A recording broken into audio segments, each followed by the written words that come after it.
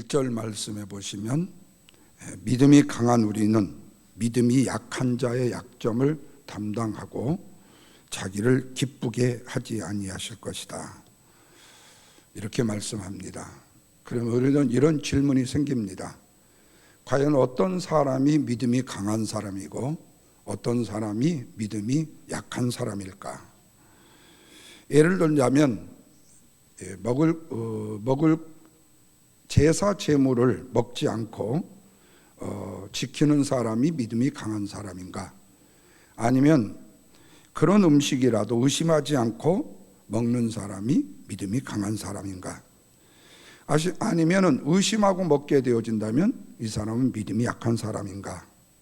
뿐만 아니라 형제를 꺼리끼지 않게 하는 행동하는 자가 믿음이 강한 자인가?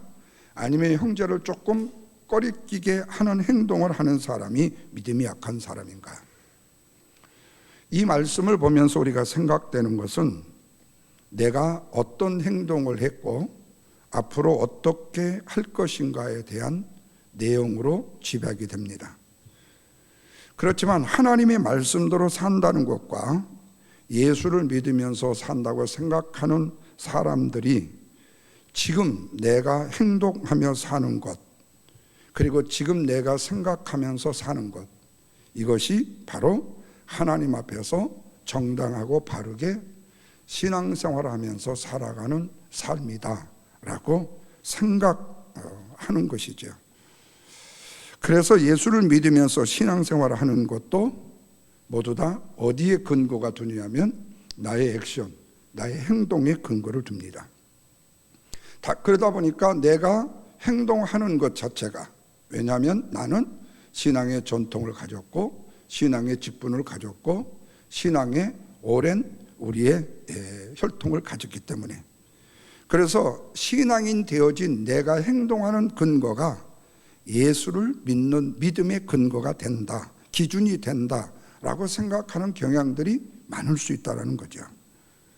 그래서 믿음이라는 것 자체를 내 행동이 내 생각에 나쁘지 않다고 여기게 되어지게 되면 나는 믿음이 좋은 사람이고 덩달아서 기분이 좋아지는 믿음의 사람으로 내가 생각하게 된다는 거죠. 그러나 내 행동이 별로 좋지 않았다고 생각하게 되면 자기를 자책하게 되죠. 나름대로 회개도 하고 눈물도 흘리고 다시 결심을 합니다. 다시 말하면 목사도 그렇습니다. 오늘 내가 설교에 흔히 세상 말로 말하면 홈런을 쳤느냐, 아니면은 안타밖에 못 쳤느냐, 아니면 무안타이냐, 그거에 따라서 하루에 예배를 마치고 집에 돌아갔을 때 풀이 팍 죽어 있으면 내가 그런 얘기를 할 수도 있고, 저는 그런 게 별로 없어요. 이래나 저러나 나는 조금 뻔뻔하거든요. 근데 처음 목회 초년생 때는 오늘 설교 잘했어? 근데 그게 잘했다는 말의 뜻이 뭐냐면 혹시라도 설교하다가 버벅거리지 않고 그게 좀 술술술 잘 풀렸냐 이거예요. 그러지 정말로 말씀의 내용 속에서 성도들이 은혜를 받고 내가 진심 어린 믿음의 표현을 통해서 하나님의 말씀을 그대로 전달했느냐에 있는 게 아니라는 거예요. 그러다 보니까 내가 그 설교에 홈런을 쳤느냐 무안타를 쳤느냐에 따라서 내 자신의 감정에 따라서 설교를 잘했고 못했다고 판단하는 것과 똑같다는 거죠. 그래서 다시는 이걸 안 해야지. 그리고는 그때부터 이제 다음 주부터는 설교를 일주일에 50번씩 강대상에 서가지고 연습을 하는 거예요. 계속 연습하는 거예요. 때로는 우리 집사람을 앉혀놓고 하기도 하고 혼자 하기도 하고. 저 목회 초년생 때 그랬어요. 설교를 준비해놓고 하루 종일 연습을 했어요. 일주일 내내 연습을 해요. 그래서 막힘이 없어야 돼. 그래야만이 교인들이 설교를 잘했다고 또 그렇게 하니까. 그러니까 스스로의 나의 체면에 내 행동에 내 생각에 나를 걸어버리는 거죠. 근데 그런 것도 또 오래 가야 되는데 결코 오래 가지를 못해요. 왜 그럴까? 그건 늘 로마서에서 지금까지 강조하고 저나 여러분이나 기분 나쁜 거, 아담의 첫 번째 후손이기 때문에. 다시 말하면 아담의 첫 번째 후손이 우리는 하나님의 말씀을 마음에 두기를 뭐 한다고 그랬어요? 죽도록 싫어한다는 거예요. 그런데 예수님은 귀 있는 자는 들으라고 말씀을 해요. 그래도 그 말씀을 듣는 자가 없더라는 거예요. 왜? 주님이 귀를 막아 놓으셨으니까 우리는 듣고자 해도 들을 수 없다는 거죠. 그렇다면 예수님께서 이렇게 말씀하셨으니까 말씀을 못 알아들었으면 못 알아듣는다고 지적을 해 주셔야 되는데, 이 땅의 사람들은 지적을 해 주어도 포기할 줄 모르고 마유예요. 오직 기어코 내가 하나님의 말씀을 알아듣겠다, 내가 하나님의 말씀을 다 이해하겠다, 하나님의 말씀을 내가 죽도록 공부해서 내가 다 알겠다라고 덤벼드는 거죠. 그리고 거기에 대해서 66권을 다 좀 공부하고 책별 띄고, 그래서 책거리를 좀 하고, 그 다음에 주제별 성경 공부도 좀 하고, 강해 설교도 좀 듣고, 그러다 보면은 나중에는 뭐라고 생각한 거죠? 나 성경을 다 이해한다고 생각한다는 거예요. 예수님의 제자들이 그럴 수 있었습니다. 구약의 유대인들이 그럴 수가 있었습니다. 그리고 예수님 당시에는 바리새인들이 그럴 수 있었습니다. 자신들은 하나님의 율법의 말씀을 지금 동안 지속적으로 들어왔고 연구를 했기 때문에 하나님의 말씀에 대해서 너무나도 잘 알고 있고 충분히 그 말씀을 지키면서 아는 것만치 살아갈 수 있다고 생각했다는 거죠. 예수님의 제자의 경우들도 예수님과 함께 생활하면서 궁금한 것은 예수님 앞에 물었고, 기적도 행하는 것을 직접 체험했고, 귀신도 쫓는 곳 직접 동행을 했으니까 후에 베드로의 고백처럼 나는 주님과 함께 죽을 수도 있다라고 생각도 했다는 거죠. 그러면서 보통 사람들의 믿음을 보게 되면 저 믿음은 너무나도 시원찮은 거예요. 야, 그걸 믿음이라고 갖고 있냐? 그런 믿음은 이 뒷걸음치는 소도 같겠다. 이렇게 평가를 한다는 거예요. 심지어 당신들이 정말로 성경을 아는 자들이야 라고 비판까지 하게 된다는 거죠. 그리고 교만한 자라고 비판을 한다는 겁니다. 예수님의 말씀을 바로 이해하지 못한다고 비판을 한다는 거예요. 그리고 자기 자신만 너무 사랑하고 하나님의 말씀대로 산다고 하면서도 살지 못하는 사람을 비판한다는 거예요. 심지어는 예수가 진정으로 누구인지에 대해서 정말로 당신이 아느냐고 비판도 한다는 거예요. 그런데 오늘날도 예수를 믿는 사람들에게 이런 소리 하지 않는 사람 보기가 어렵다는 거예요. 다시 말하면 신앙의 경륜이 있고 직분이 있게 되어지고 신앙생활을 조금 덤비면서 하는 사람, 덤벙대면서 하는 사람을 보게 되면 저 사람은 신앙생활을 잘 못한다고 생각하는데, 그래서 나의 관리의 대상이라고 생각한다는 거예요. 그런데 실제로 그분이 생각하는 관리의 대상이 되어진, 그분이 생각하는 나를 관리하는 그분을 볼 때에는 별로 만족감이 없더라는 거예요. 예수님을 잘 믿다고 하는 사람들을 만나보면 자기 자신이 하나님의 말씀대로 살고 있는지를 자랑하는 데 바쁠 뿐이지 진정한 믿음의 의미와 뜻이 무엇인지를 바로 알지 못할 경우도 많을 수 있다는 거예요. 오늘 이 자리에 오신 분들은 예입니다. 그러면서 내가 이것이 교회를 위해서 충성하는 일이라고 생각한다는 거죠. 그러니까 교회 일에 대해서 열심을 내는 것이 하나님의 일이라고 생각을 해요. 모두 다 보편적으로 이러기 때문에, 목사도 그런 분들을 좋아하기 때문에 성도들이 저분 교회 일 너무 열심히 한다고, 그러니까 믿음이 굉장히 좋은 분이라고. 그러면서 심지어는 이런 삶이 바리새인들의 신앙과는 다르다, 그리고 예수님의 말만 하는 제자들과는 다르다고 생각을 한다는 거죠. 그래서 성경을 딱 펼치면 믿음이 나오는 것이 아니라 뭐가 나오는 거죠? 우리의 행동이 먼저 나오더라는 거예요. 이런 행함 때문에, 바로 이런 행동 때문에 우리가 남을 비판하게 되어지는 것이죠. 근데 반대로 행함이 없다는 말은 뭐예요? 내 행함이 없다라는 말은 타인을 비판할 기준이 없다라는 말이에요. 그러면서 하는 얘기가 뭐라고 했죠? 왜 그렇게 신앙생활해? 그러면서 조금 낯이 부끄러워지면 하긴 나도 잘 못해. 그러니까 비판을 해놓고 자기 자신을 자아로 비판한 거예요. 공산주의도 아닌데.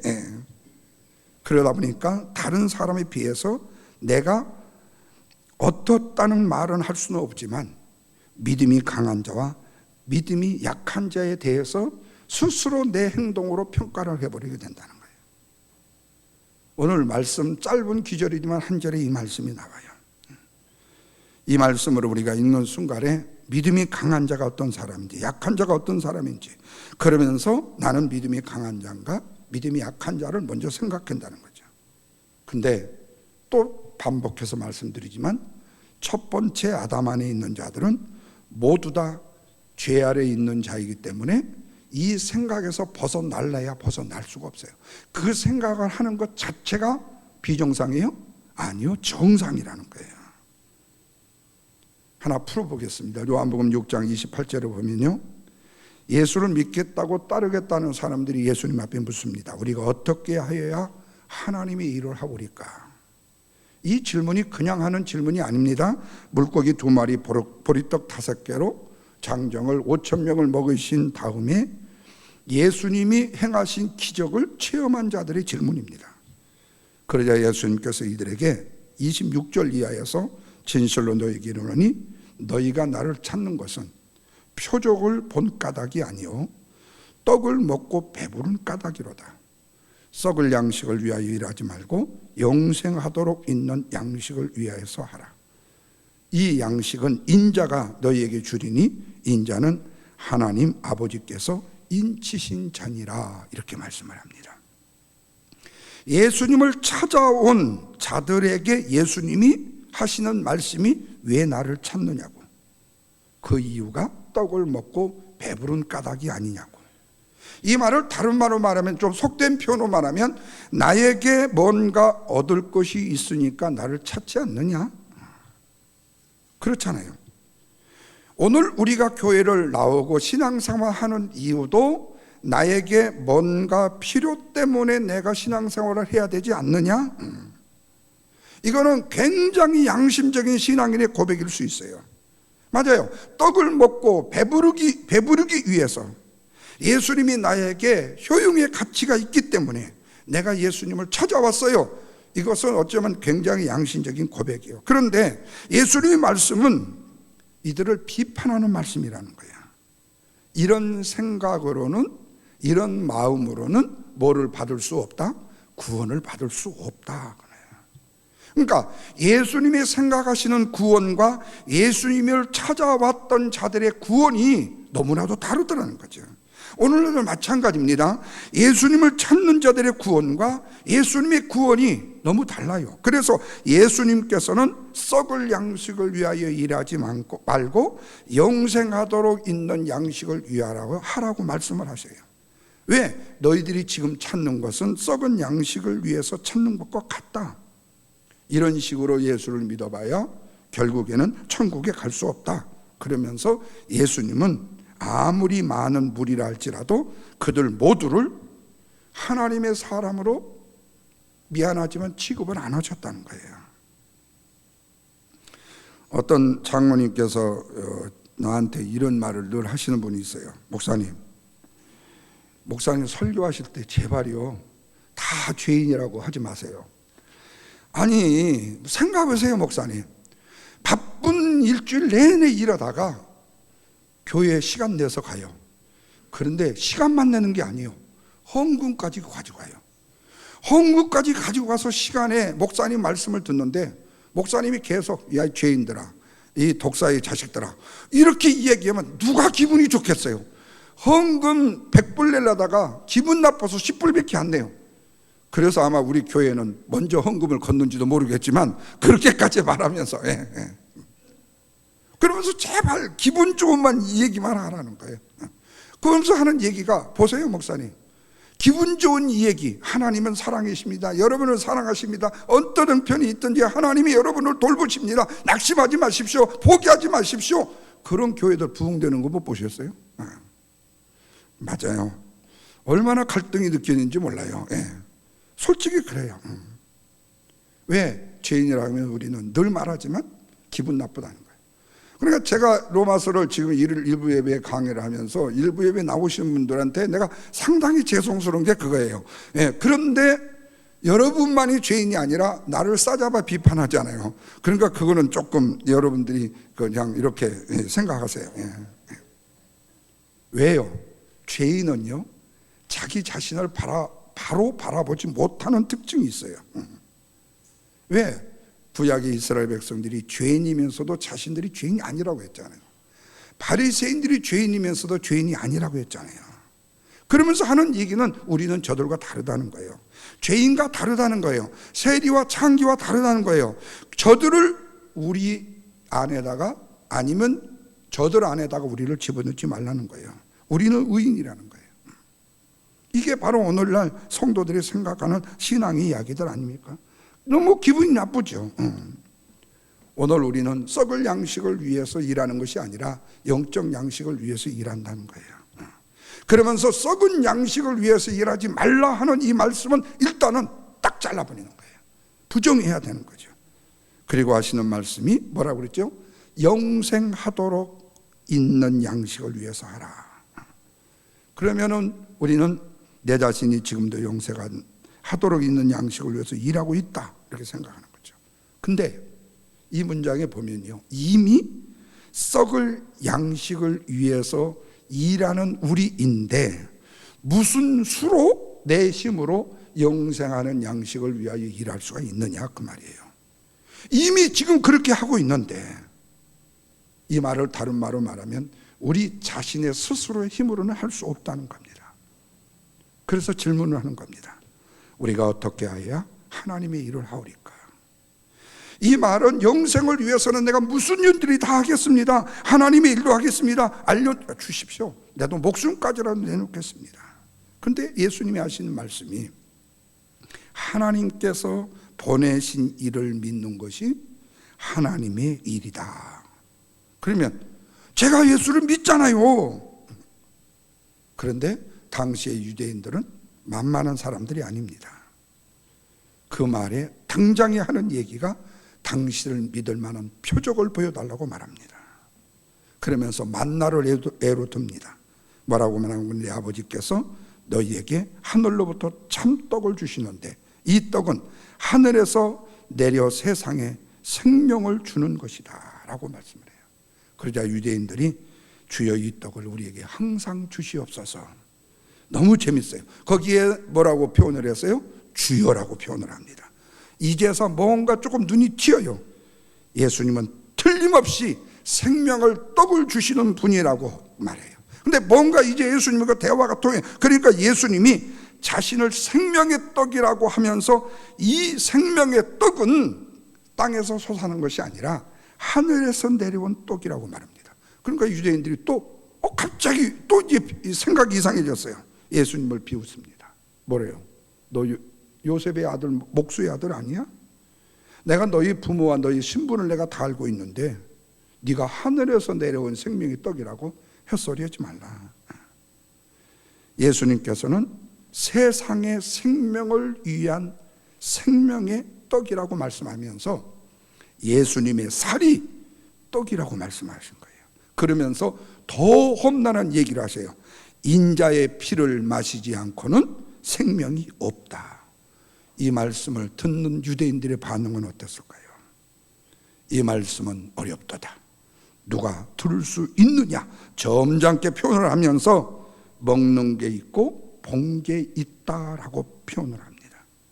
이들은 다시는 예수님과 뭘 하지 않아요? 상종을 하지 않습니다. 그리고 예수님의 제자들 중에 다수의 사람들이 누구를 떠났다고 그랬어요? 예수를 떠났다고 했습니다.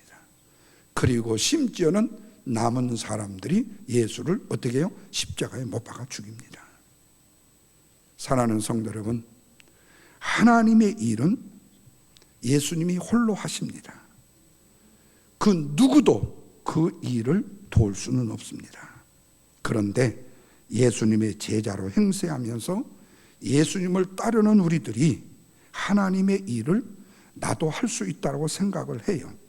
그런데 요한복음 9장에 날 때부터 맹인된 자를 고치던 사건에서 하나님의 일이 나옵니다. 제자들이 예수님께 질문해요. 이 사람이 맹인으로 난 것이 자기 죄 때문입니까? 부모의 죄 때문입니까? 그러자 예수님이 하시는 말씀이 하나님이 하시고자 하는 일을 나타날 때부터 이들은 뭐로 태어났다고 그래요? 맹인으로 태어났다고 말씀합니다. 다시 말하면 사람들의 삶이 각양각색의 삶의 모습으로 보여지고 살아가고 있어요. 그래서 우리는 저 사람은 어떻게 왕자가 되었고, 저 사람은 어떻게 대통령이 되었고, 저 사람은 어떻게 부자가 되고 어떻게 거지가 되었습니까? 이렇게 묻는다면, 저 사람은 왜 저렇게 예쁘게 생겼고 나는 왜 이렇게 미흡게 생겼습니까? 라고 질문한다면 주님이 하시는 말씀은 뭐죠? 모두 다 하나님께서 하시고자 하는 일을 뭐라고요? 나타내고자 하심이라 그랬어요. 그러면서 내가 심판하러 이 세상에 왔으니 보지 못한 자들을 보게 하고 보는 자들은 맹인이 되게 하려 함이라. 예수님이 심판의 주가 되심을 증언하기 위해서 날 때부터 맹인으로 태어나게 하셨다. 이렇게 생각한다면 우리는 참 너무 억울하잖아요. 너무 억울해요. 그렇다면 예수님을 죽인 바리새인들과 사두개인들, 그리고 헤롯과 본디오 빌라도는 어떻습니까? 다 마찬가지죠. 십자가에 달려 죽으신 예수님이 심판의 주이심을 전하기 위해서 태어났고 그렇게 살다가 죽게 되었다. 왜? 그것이 바로 이 우주 만물의 주관자, 피조물의 모든 주관자는 누구이시기 때문에요. 온전하신 하나님의 뜻을 이루시는 하나님의 능력이기 때문에. 그래서 하나님의 일은 인간이 믿고 행할 수 있는 성질일 것이 아니다. 단지 하나님의 일을 보여주는 역할을 한다. 그래서 주님께서 믿음이 강한 자와 약한 자를 섞어서 심판의 주가 되시는 예수님만 증거하시겠다고 말씀을 합니다. 그래서 자기를 기쁘게 하지 않는다라는 말씀이죠. 바라기는 우리는 오직 주님만을 기쁘게 하시기 위해서 이 땅에 태어난 하나님의 아름다운 도구로 사용되어지는 믿음의 사람임을 우리가 먼저 기억한다면 우리는 그 일을 위해서 세움을 입었고 날마다 내 자신의 자아를 내어놓고 살아가는 성도의 삶이 되어야 되겠죠. 그런데 오늘날 이 일을 이율배반적으로 가장 많이 행하는 사람이 있죠. 바로 교회의 지도자들입니다. 자칫 잘못 내가 이 교회의 주인인 것처럼, 내가 이 많은 성도를 다 테이크할 수 있는 능력의 사람인 것처럼, 하나님의 부르심으로 보내심을 받은 자들을 내 능력으로 내가 다 테이크한다고 생각하는 교만과 자만이겠죠. 나는 오직 하나님을 기쁘시게 하는 도구일 뿐인데 내가 그 하나님의 영광을 위해서 세움을 입은 도구라고 착각을 하는 경우가 되어진다면 우리는 우리의 자신의 자아를 내어놓지 못하고 살아가는 우리의 모습이 아닌가. 오늘 이 아침 우리에게 주시는 진정으로 어떤 것이 강한 믿음의 사람이고 어떤 것이 약한 사람인가, 그리고 그 믿음은 과연 누구를 위해서 사용하는 믿음인가.